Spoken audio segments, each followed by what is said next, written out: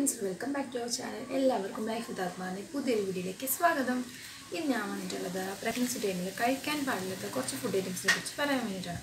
അപ്പോൾ വീഡിയോയിലേക്ക് പോകുന്നതിന് മുമ്പ് എൻ്റെ ഈ ചാനൽ പുതുതായിട്ടായിരുന്നു കാണുന്നുണ്ടെങ്കിൽ സബ്സ്ക്രൈബ് ചെയ്യുക, ലൈക്ക് ചെയ്യുക, ഷെയർ ചെയ്യുക, കമൻറ്റ് ചെയ്യുക. പിന്നെ അടുത്തുള്ള കുഞ്ഞു ബെൽ ബട്ടൺ കൊണ്ട് ക്ലിക്ക് ചെയ്യാൻ മറക്കല്ലേ. എങ്കിലും ഞാൻ ഇനി ഇടുന്ന വീഡിയോസിൻ്റെ നോട്ടിഫിക്കേഷൻ ഞങ്ങൾക്ക് ലഭിക്കുകയുള്ളൂ. അപ്പോൾ നമുക്ക് വീഡിയോയിലേക്ക് പോകാം. പ്രഗ്നൻസി ടൈമിൽ പലരുടെയും ഡൗട്ടാണ് പൈനാപ്പിളും പച്ചപ്പപ്പായും കഴിക്കാമോ എന്നുള്ളത്.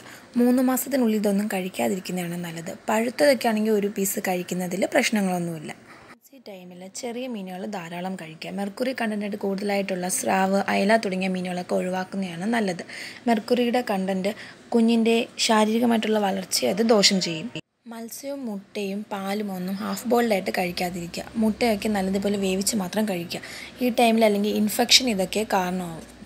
പ്രഗ്നൻസി ടൈമിൽ പഞ്ചസാരയുടെ അളവ് നല്ലതുപോലെ കുറയ്ക്കുക. അതിന് പകരം ശർക്കരയോ തേനോ ഉപയോഗിക്കുക.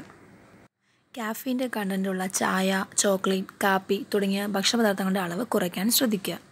മൈദ കൊണ്ടുണ്ടാക്കിയ bakery items, junk foods, fast food തുടങ്ങിയ കളറിങ് ഏജൻറ്റുള്ള ഭക്ഷണപദാർത്ഥങ്ങൾ ഒഴിവാക്കുക.